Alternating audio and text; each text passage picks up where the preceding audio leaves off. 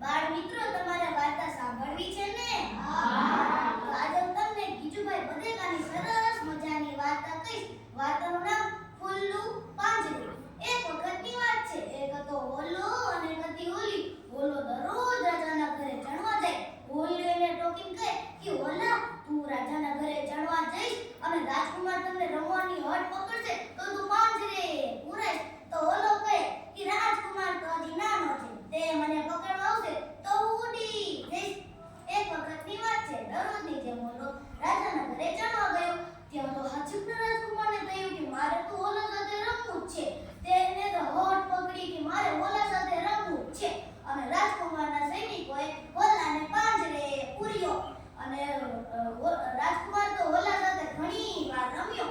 બપોરનું ટાણું થયું ને હોલો તો ઘરે ન આવ્યો. તો હોલીને થયું કે હોલો તો સવારનો ગયો છે, હજી કેમ નહીં આવ્યો હોય? ચાલ ને હું તેને બોલાવવા જાઉં. ત્યાં જઈને હોલીએ તો જોયું કે હોલો તો પાંજરામાં પુરાણો છે.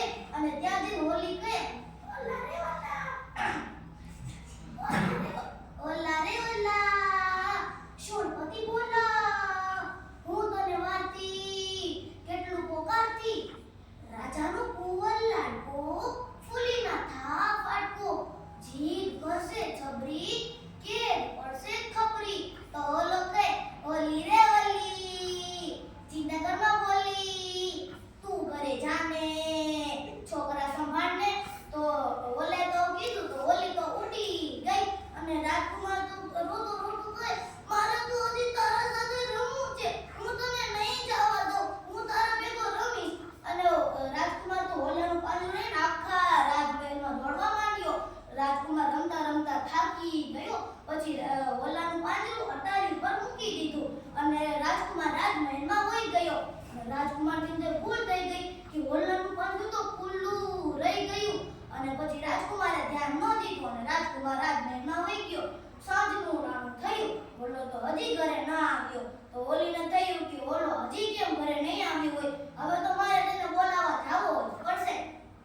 અને ત્યાં જઈને જોયું કે હોલો તો હજી બહાર નતો નીકળ્યો. અને ત્યાં જઈને કહે, ઓલા રે ઓલા, શૂળપતિ બોલા, હું તને વારતી કેટલું પોકારતી. રાજાનો કુંવર લાડકો, ફૂલી ના થા ફાટકો, જીદ કરશે છબરી કે પડશે ખપરી. તો હોલો કહે, ઓલી રે ઓલી, ચિંતાગરમાં બોલી, તું ઘરે જાને છોકરા સંભાળને. તો હોલાએ એવું કીધું તો હોલી તો પાછી ઉડી ગઈ. અને રાજકુમારે આવીને જોયું કે હોલાનું પાંજરું તો ખુલ્લું છે. તે રોવા જેવો થઈ ગયો અને તેને લાગ્યું કે હોલો ઉડી ગયો હશે. અને ત્યાં જઈને જોયું કે હોલો તો પાંજરામાં જ હતો. તો પછી રાજકુમારને તો પ્રશ્ન થયો કે મારાથી પાંજરું ખુલ્લું રહી ગયું તો પણ હોલો કેમ નહીં ઉડ્યો હોય? અને તેના પ્રશ્ન હોલાને પૂછ્યો. તો હોલે સરસ મજાનો જવાબ આપ્યો કે રાજકુમાર, તું કેમ તારા પપ્પાનો લાડકો છે એમ